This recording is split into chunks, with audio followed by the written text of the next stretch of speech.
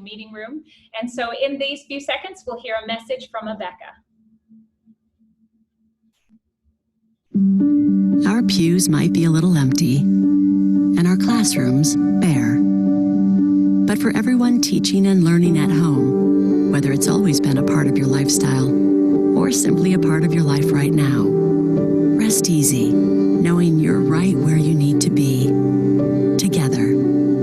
As America's leading faith-based curriculum, Abeka makes learning from home easy. See for yourself at abeka.com/together. I appreciate those of you who've taken the time to attend this webinar today and possibly even some of our past webinars.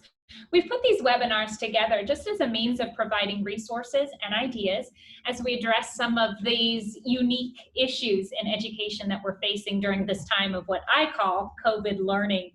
For those of you who may not be aware, we have a page, abeka.com/front office, and we have put together some resources to help you and to help K-12 teachers as they're teaching and working with their students from long distance. Here at abeka.com/front office, you'll find some digital teaching aids that our publishing team has put together for grades K-12 that you might be able to use in your lessons, in your review, as you reach out and contact your students. We also have recordings of previous webinars. Another resource we've been able to make available is we've created 2 Facebook groups. One is for Christian school teachers and one is for Christian school principals and administrators. If you've been joining these webinars live, then you will be receiving an email with a link, an invitation to join these groups. And that can be an opportunity for you to use your skills, your experience to continue to share and spread ideas and resources for like-minded Christian educators.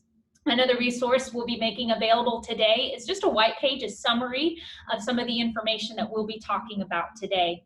Now, our topic is managing your team. So I realize that many of you are likely administrators and principals, and we've invited Josh Birx to help speak on this topic. He is the administrator of Pensacola Christian Academy. He spent over a decade in the classroom in junior high school before he began the transition process into leadership. It certainly doesn't happen overnight, does it? It does not. Not only does he challenge his teachers to continue to develop themselves professionally, but he has also been developing himself professionally, and I know he's earned an educational specialist degree in leadership. And then when I asked you, what does Christian education mean for you? You said this is a foundational opportunity for us to show young people that God has truth for them in all areas of their life. Absolutely. Not just compartmentalized religion. Right. Because I know you've worked enough time with young people to see how easy it is for them to think this is just in Bible class or Right. this is just in church. Yeah, so often in our culture we see the world's okay with us being Christians as long as we keep it in this little compartment. But we want our young people to see we're Christians 7 days a week. And the Christian school is a great opportunity for them to see that in their classes and their interactions with teachers and students. Now, I asked you to speak on this topic, and you graciously took the time to gather some ideas together. I have them right here. You were willing to come in and speak about it. Later on, he'll be able to answer some of your questions. So throughout this webinar, go to the Q&A section at the bottom of your screen and put in some of those questions. We'll be happy to address them. But you also made the point to say that there's a bigger issue at hand than just engaging and encouraging our faculty. So I'd like you to share what that bigger issue is. Right. Our ultimate end goal is to reach our students for Christ, but through an excellent education. And as we're doing that, the teachers become the conduit for that to happen effectively. But if you think of what the students are lacking right now in this remote learning, they lack the supervision, they lack the oversight, they lack motivation. They lack resources, they lack time. There's a lot of things that we can provide for them in a school setting that they don't have right now. And the burden of that has fallen on our teachers. So if the conduit breaks under the pressure, then we can't reach the end goal that we're trying to accomplish. So that's really what we're focusing on right now, is that conduit. How can we make that flow effectively? And I appreciated that, putting it in perspective of the bigger picture. Our purpose is still the same. It's still reaching young people for Christ. And right now, teachers, in many ways, as they always have been, are our greatest asset to reaching those young people. So how can we do this? How can we engage? How can we encourage our faculty, even as they're doing long distance learning? Yeah. We as administrators find ourselves in a very unique time. We didn't plan for this. We didn't ask for it. The separation that we have from our students and even from our teachers right now. But there's a couple perspectives I think that are important as we navigate through this. And the first is the fact that it didn't catch God by surprise. None of this caught God by surprise. In fact, if we look back, best practices by companies who have some of their employees work remotely, best practices show that they typically have time in the home office before they go to a remote work environment. We've had 3/4 of the school year in the home office, so to speak. So can you imagine if this had happened at the beginning of the school year when teachers were brand new and we weren't into routines?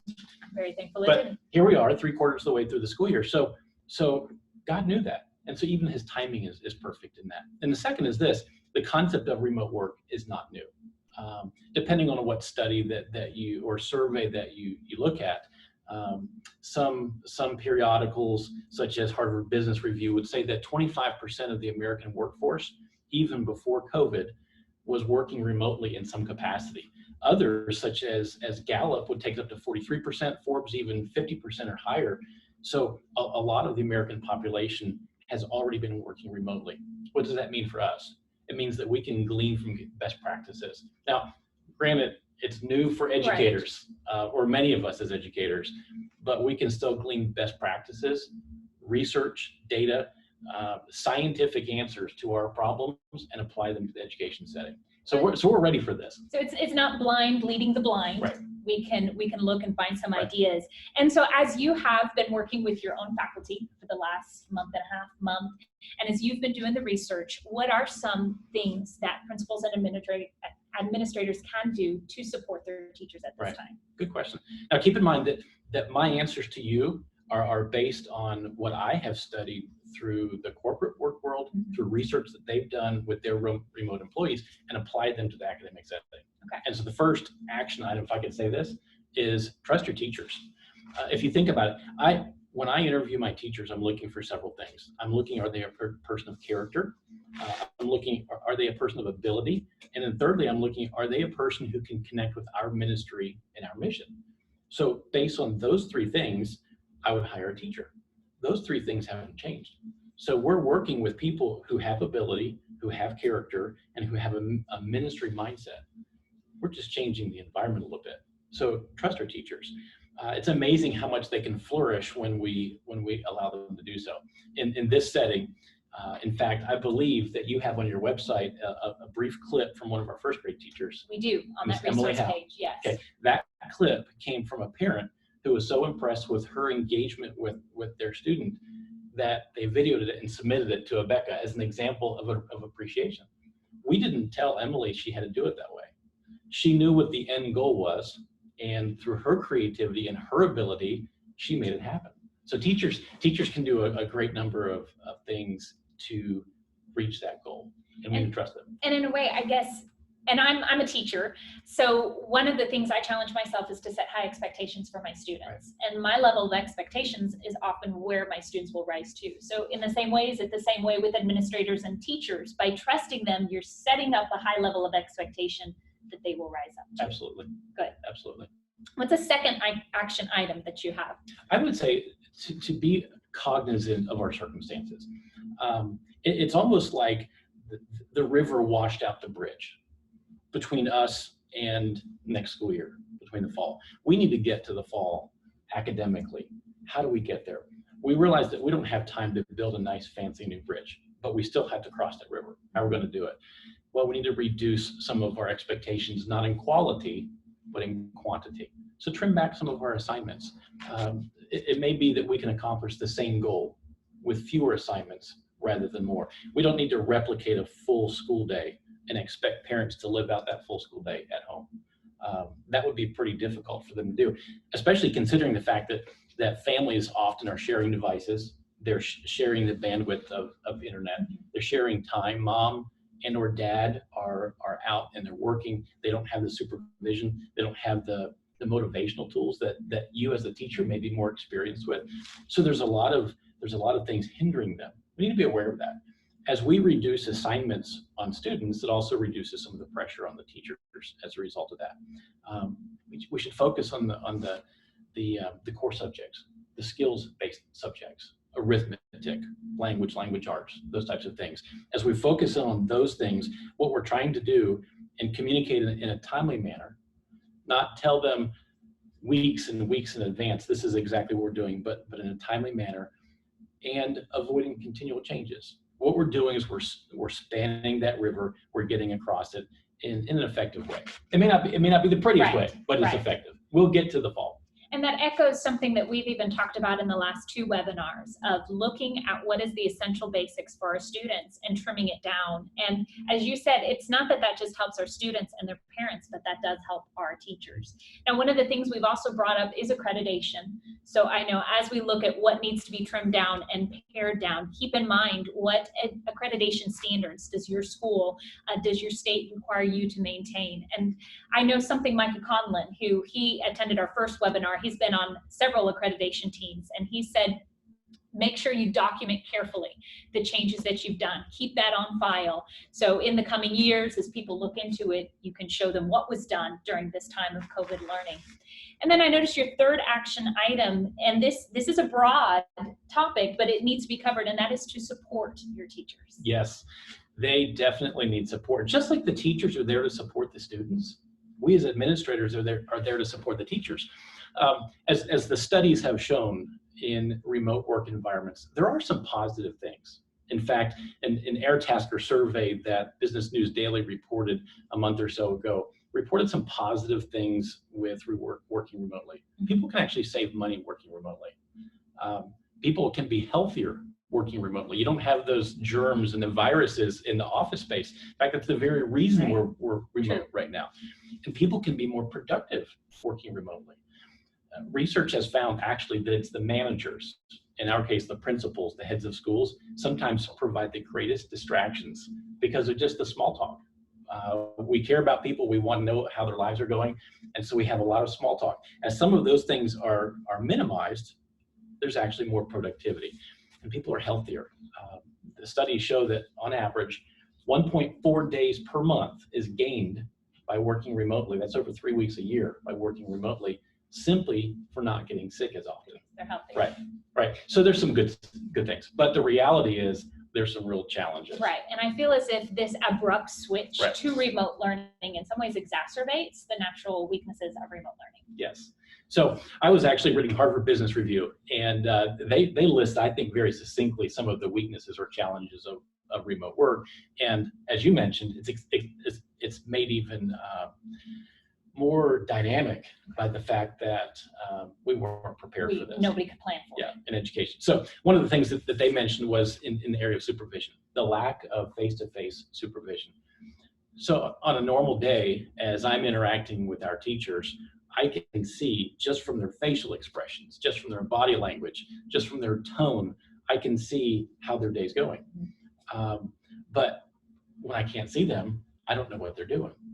And our human nature is skeptical often, unfortunately.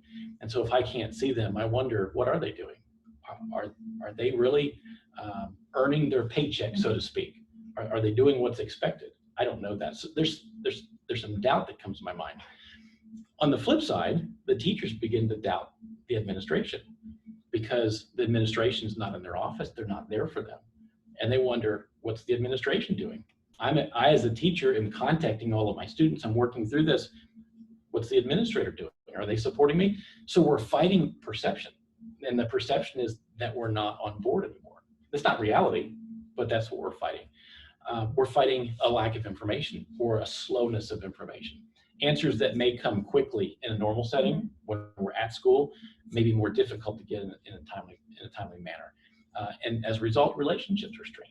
It could be a simple conversation. Let's say that you are my supervisor and I send you an email and I say, am I expected to, and fill in the blank. You as my supervisor aren't there to hear my tone. You're not there to see my facial expressions. I just see the words. You see the words, and sometimes the words can be very blunt. And so relationships can be strained as a result of the the information that's more difficult to attain. Mike Smith had actually brought that up in last week's webinar when he was talking about, because most of us only have text or email right now, he was talking about the context of a teacher contacting a student. He said, be careful about the way you word your responses. So that applies here too, to principals and teachers and principals. Yeah. Realize they don't see your facial expression. So be careful, be purposeful with your word choice. Yeah. The third area that I would, in fact, we're going to come back to this a little bit later in this webinar, but the third area is social isolation. Research has shown there is no question that social isolation is one of the biggest downfalls of remote work, particularly for teachers who live alone. They don't have the interaction, and teachers are people. Yes. We have this need to be around people, and when we're not around people, it's very difficult. What does that lead to? It leads to discouragement. It leads sometimes to disillusionment. It leads to the lack of connection with the ministry, and there may be a temptation to even leave the ministry as a result of this, and that's certainly what we want to avoid. So we need to combat loneliness. And I think you mentioned, there are a lot of single teachers and married teachers have families, but I was thinking that they could also feel lonely themselves because they have a husband, or a wife, they have a spouse, they have kids, but maybe they're used to sharing with someone, a fellow teacher, and they no longer have that way of sharing. So they're feeling lonely in that aspect. Yeah, but I've got a solution for that. We'll get to that a little bit later. Well, you mentioned there are 4 weaknesses that seem to be exacerbated during this time. What would you see as the 4th? The 4th one is the distractions. Naturally, being at home, it's very easy to become distracted by something. Two of the biggest areas of distractions, one would be just childcare. Okay, those teachers who have children of their own at home, who either as an infant or a toddler, they need a constant attention, or even as a school age, they have their own schoolwork to be doing. That is definitely a distraction that has to be worked through. Now, I'm not using the term distraction as a bad thing in and of itself. Okay, so I'm not viewing my children as a distraction, but nevertheless, they are hindering some productivity when it comes to teaching. And the second is a dedicated workspace. If I don't have a dedicated workspace, then I am susceptible to distractions. It may be, let's say, I get about 3 o'clock in the afternoon. Halfway between lunch and dinner, I start to get hungry. And that's where I find a distraction. So if I'm working anywhere near the kitchen, I'm going to be easily distracted by the fridge. It may be that, the mailman just came. I'm going to go check the mail. And what starts as a few second diversion can easily turn into 20, 30, and 40 minutes. So we could go probably an endless list of distractions, but distractions are definitely a reality. They're not something that can be done away with completely, but they can be minimized with purposeful planning.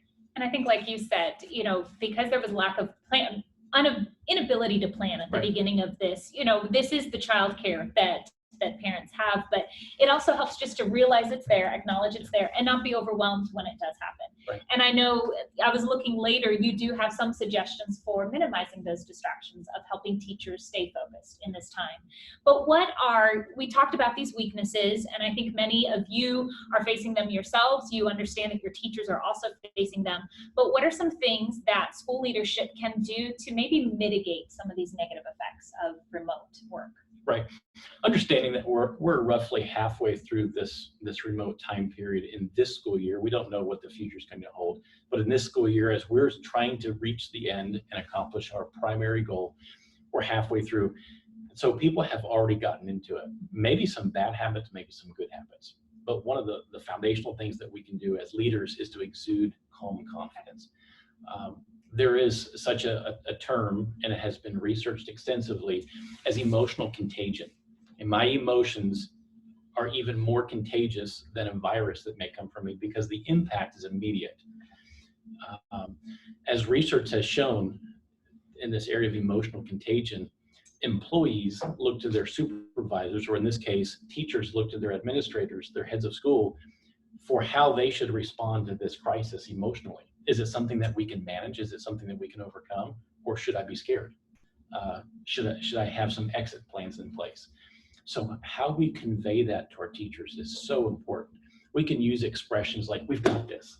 Let's work to our strengths. And as we focus on the opportunities rather than the unknown, that will lead us to have this calm confidence that's so essential.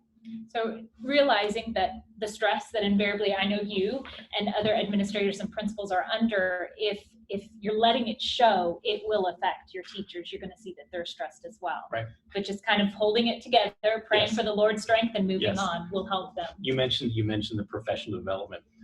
Prior to my degree in educational leadership, I studied history. So I have an undergrad, a bachelor's degree and a master's degree, both in history.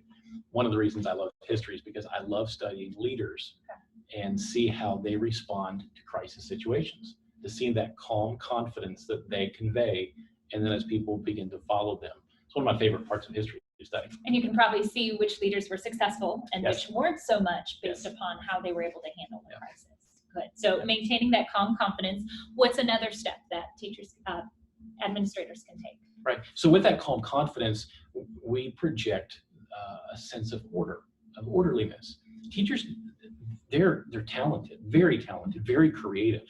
They have character, they have a ministry mindset, so they have the tools, but what they're looking for is what's the project and what does the end goal look like? So give me some boundaries, give me some limitations, give me some procedures that you expect of me and also that you expect of my students.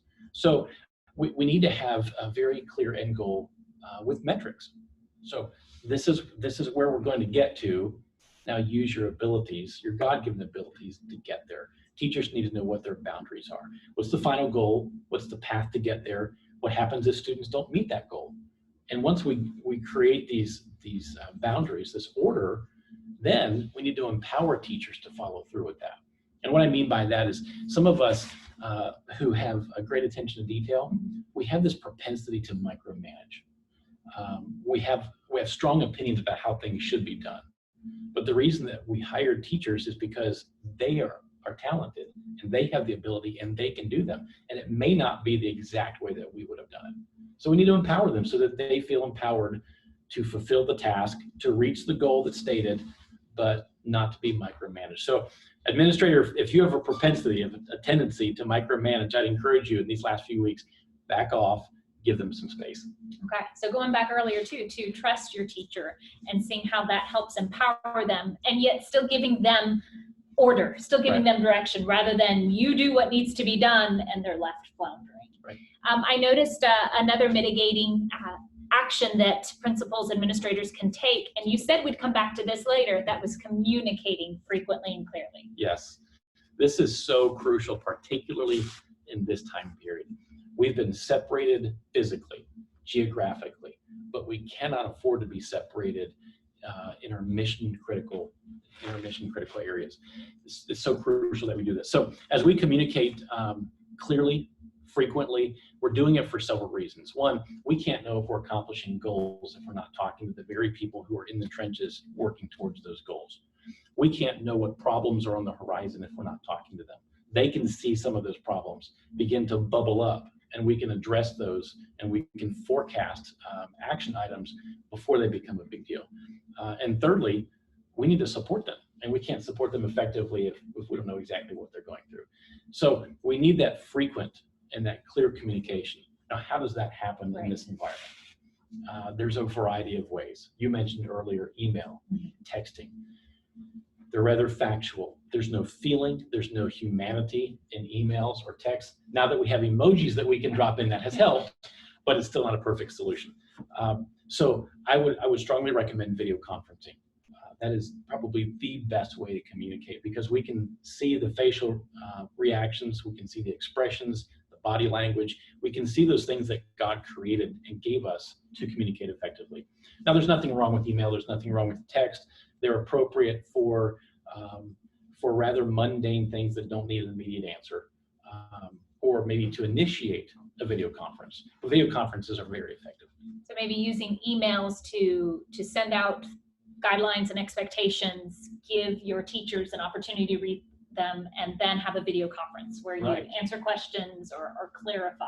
Right. So kind of the best of both worlds. They have it in writing, but then they've also heard you explain it as well. Yeah. Now, how often, you said frequently, how often would you recommend that administrators be communicating with their teachers? Yeah, you really have to know your teachers because some teachers who who are independent, they don't want constant communication. They may say to you, just let me get my job done. And so we're going to back off and give them some space. Other teachers need their hands held quite a bit. They want their hands held. They want that affirmation constantly. And so it will vary based on the teachers and what their individual needs are. So it's so important to know our teachers. We can't know them unless we talk to them and we ask them how they're doing. We can just be very blunt and ask them, how often would you like me to talk to you? Okay. It can be that blunt and that straightforward so that they can say, actually, I'd feel better if we could touch base every day. And some teachers, we may need to do that. And other teachers say, I've got this, I'm good. And they don't need that constant contact. So it may be spread out over several days before we have contact. Now, how frequently would you, because I know you sometimes communicate with your teachers as group, Yes. and sometimes you reach out to them individually. Again, what might be a good pattern or a good suggestion of how frequently to meet together as an entire faculty and how often to do the one-on-one? Good. That question, actually, the answer goes two different directions, but I'll answer the professional direction first. Professionally, I would recommend, and this is not the law of the Medes and Persians, but I would recommend once per week as a group to touch base. That allows the social interaction. It allows the personal contact. We'll talk about that in a moment. But it also allows the collaboration to take place as a team. But it can be more frequently than that, or it can be less frequently, but make sure that there's a purpose for why we're meeting. Yeah, you had mentioned earlier that sometimes it's the supervisor or the Yes. administrator that takes up some of the remote workers' time. Yes. So communicate frequently, but communicate with purpose. And then I notice your fifth point here is protect the person. And I know here you're really trying to emphasize the importance of personal connections between you and your faculty. Yeah, I can't emphasize this enough. In fact, if you read through the research, you read through the professional writings about remote working, it continually comes back to, we have to lift up this person. They're not a robot that we just send off to do a task. These are people, and we need to maintain that connection and that support. We need to protect them. One of the clearest pitfalls to remote instruction is the loneliness and the burnout to which all teachers are susceptible. Even the extroverts and the introverts, we're all susceptible to that. So we're going to create ways to make a personal connection. One of the ways that is commonly suggested is to create what's called a virtual water cooler. Okay, so you've probably heard the old cliche about the water cooler being the place Everyone gathers around. the Yes. place for all that small talk, the chit chat, the communication that's not work related. That can be done virtually, and it should be done virtually. So we as administrators can either help them or at least permit the teachers to create a virtual water cooler. So it may be a social media page, it may be a Slack channel, it may be a chat room, some kind of environment where they can share pictures about their family, what they're doing, and it's just the teachers, it's just this body. We need to maintain that spirit of camaraderie and the esprit de corps that comes with that. Bringing them together. I know in my former school there in Virginia, that would probably be something along the lines of the lunchroom. Yes. We definitely solve the world's problems Yes. in the lunchroom. Or the faculty workroom. Yes. Yep. The time to meet together and talk. So creating, if your teachers haven't already done that themselves, even if there's just 2 weeks left of school or 4 weeks left of school or 6 weeks left of school, but creating a place for them to come together. And then you have a second point here of how to protect the person. Right. So I mentioned video conferences, and perhaps use once a week as a group video conference with the teachers as our baseline, and we can navigate from there. But when we have those meetings, whether as a group or as an individual, always begin with a personal question. Always begin with, hey, how are you doing? And as you ask that question, that basically gives them permission, invites them to say, talk about anything that you want. Now, some teachers may need a little bit more coaxing to find out actually how they're doing. And you'll base this based on your relationship with that individual teacher and appropriateness, obviously. But it may be something as personal as, hey, how much sleep did you get last night? And if that teacher, yes, if that teacher says, I got 3 hours, well, that kind of puts up our antennas to say, there may be some more information I need to find out about what's going on. Are they doing okay?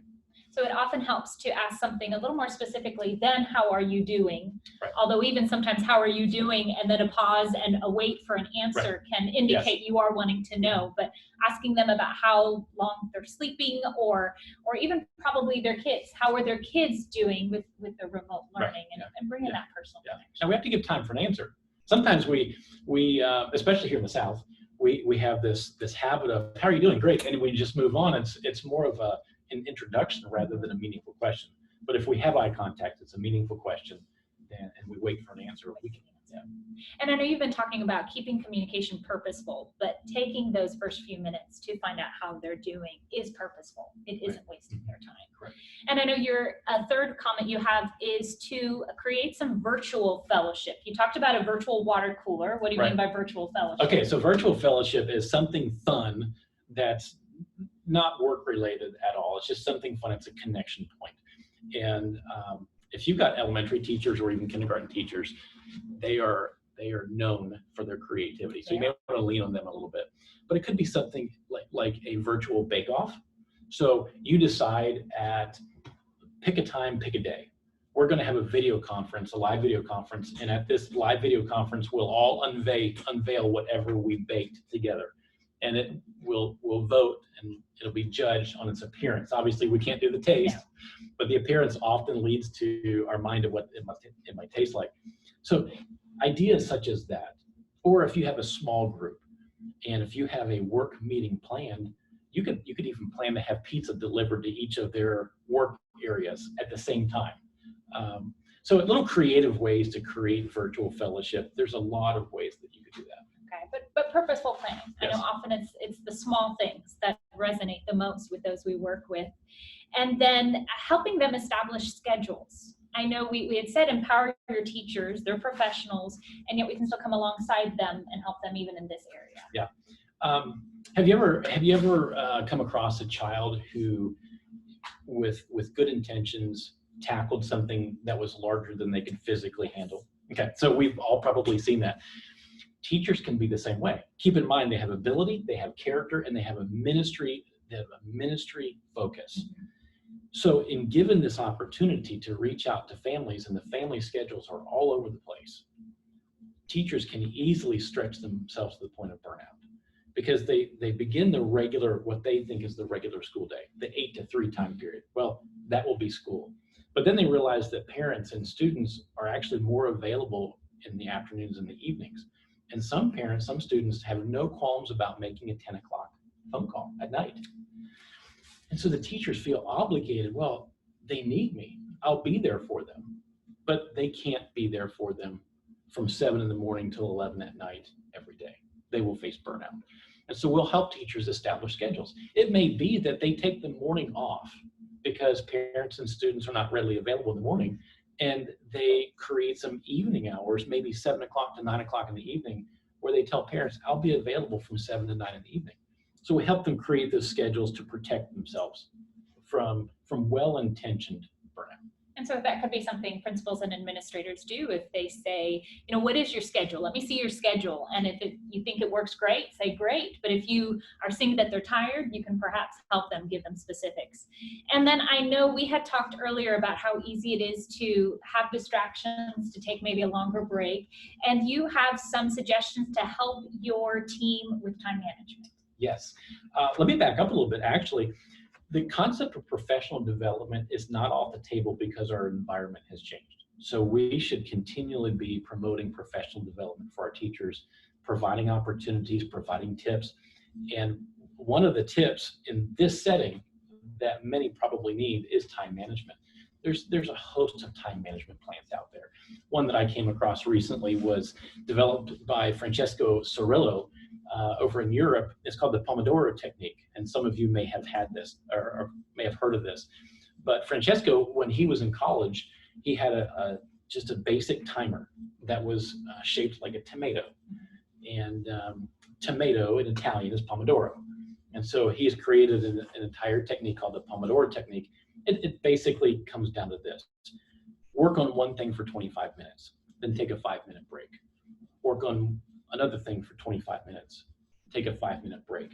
And do that in a cycle of 4. So 25 minutes on, 5 off, 25 on, 5 off. So in a 2-hour window, you've completed 4 tasks. Then take a longer break after that 4th task is completed, and then get back into that 2-hour cycle. It keeps us focused.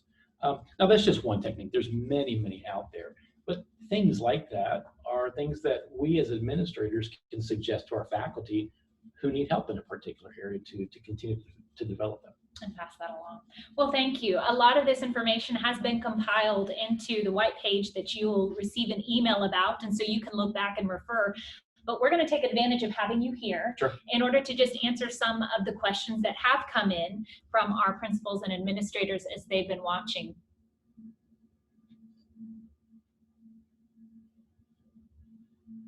And yes, our first question is, will these notes be available to download? And we are going to create a white page. In fact, we have created a white page that you'll be receiving an email that will give you a link to and send those to you.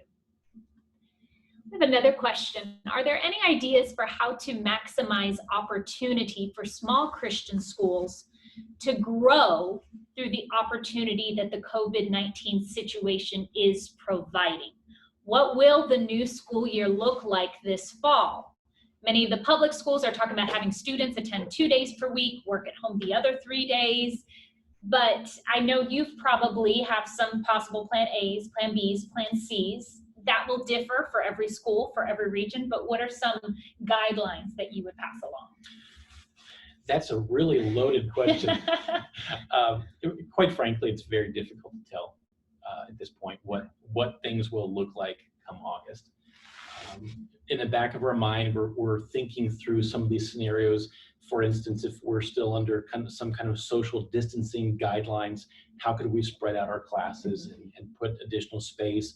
How could we prevent in our hallways and the passage points some of that closeness? But quite frankly, it's very difficult to tell this early in the stage. We're in the first week of May, and so we're talking several months down the road. It's difficult to tell at this point, and it will likely vary from region to region, not even from state to state, but even within the states, it will likely vary. Right, within our state, even right now, we have different requirements in different locations. Right. So is that good for administrators to at least keep in the back of their mind, Absolutely. but maybe not completely focused now because it Right. might change week to week, Correct. month to month? And speaking of timely information, that's not something that I would publish. Here are 3 different possibilities because it's too early for that, and it doesn't impact decision making by the parents at this point. So, and I guess if parents ask, just Right. tell them we are considering our options, we are looking through this, and just leave it general Right. at this point. Here's another one. And we've shared some of these thoughts in the past webinars of thoughts for how to still help our kindergartners celebrate their graduation, our high school celebrate their graduation. What are some things your school has done to help honor them? Well, I can answer to what our school has done, but I also recognize as I have looked across this country what other schools are doing, there is just an amazing ideas out there. Now, what we have done is we're holding a virtual graduation. So we've pre-recorded some traditional elements of graduation, and we will live stream that. We'll premiere it at the exact date and time that the graduation was scheduled for, and then we'll follow that up later this summer, Lord willing, with an actual on-campus traditional graduation that we have. But in the meantime, there's some fun things that you can do. You may have seen this across the country, but yard signs are becoming popular. So this Friday, in fact, we have already had created a yard sign for each of our seniors with their name and their photo on it, our school's branding. And this Friday, we're traveling on the school buses, some of our teachers on the school buses, and we'll deliver these to each of our seniors' houses personally on the school bus. So they have the opportunity to see the school bus drive up. So there's a number of things that can be done in preparation for that. And I know we've seen a lot, again, looking at examples from others, car caravans that are going through, or even some are still able to gather perhaps at a large field. And even if the individuals stay in their car, there's still some sort of ceremony. In some areas, they're able even to live stream an on-campus graduation, but with appropriate distancing involved. So there's a lot of ideas out there depending on what part of the country that you're in. Good. Now here is, and this is a little bit similar to what we had seen earlier, but how do you What is the balance between thinking about the fall versus staying in the moment now of distance learning? And I think that that does cover a little bit of what we said, but if you were to give a ballpark estimation of how much time should be focusing now and how much time should be planning ahead for the fall. Because like you said, that was like a bridge that has been washed out, Right. and yet we're still trying to build one. Right. I think this is the daily challenge of an administrator is where to spend my time planning for the immediate and planning for the what ifs in the fall. We have to be careful, because if we put too much time and too many specifics on a plan that's months down the road, a lot can change and pull the rug out right out from under those plans. And so we have to plan in general terms with multiple options, but not forgetting the present time. But remember this, the present time is being, in a sense, conducted by the teachers. So we're here to equip them. Some of the things that we've discussed in this webinar, if we're doing those things, we can let the teachers worry about the now, and we can think towards the fall. And that's our job as leaders, is to look down the road and plan for the what ifs. And know what your teachers can do for you. Correct. And know what you need to be Correct. doing Yeah. for the school. If we're not micromanaging, then the teachers can take care of the now, and we can look Go into forward. the later. Well, we have another question. As you envision summer professional development for your faculty, what are you thinking? Will it be likely that you will double down on remote teaching and learning? And I don't know what your school specific requirements are for your faculty each Right. summer. Right. Even the summer is unknown at this point. And I would encourage you to consider this, that many people in Christian education will be flat out tired at the end of this month. They may just need a break. Right. So the time to, in a sense, double down on professional development, we may just need to back off a little bit.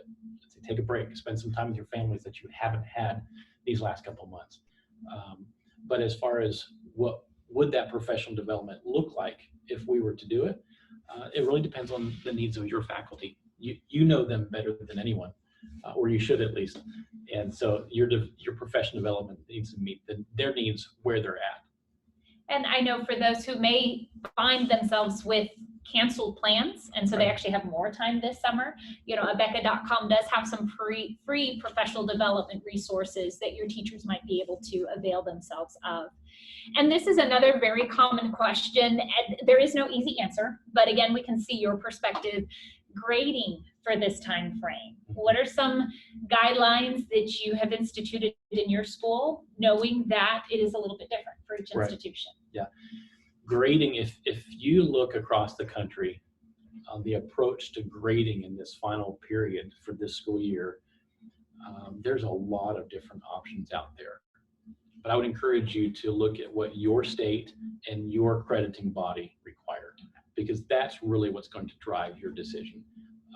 Some states have gone as a state to a pass-fail system. Other states have gone to the point where there's a bottom where the students can't fall below a certain point. Some are allowing parents to choose whether they repeat or not repeat, and are putting a lot of that decision-making power on the parents. It really depends on your state and your accrediting body what direction you would go with grades. And that might be another resource that you find in the Facebook group. If you're able to join, you might say, hey, administrator from South Carolina here, or administrator from Kansas here. Yes. What have you been able to learn about this state? And I think you mentioned South Carolina. South Carolina and North Carolina are actually going different directions with how they're handling grades. So for those right on the border, probably with some teachers in one, that'll be interesting, especially if you're saying, what do you want? And I think the big thing is realize that every school is facing this. So again, if you're documenting carefully, 3 years from now, 4 years from now, people are still going to be aware this was a unique time. So your school is not the only one having to do some of those.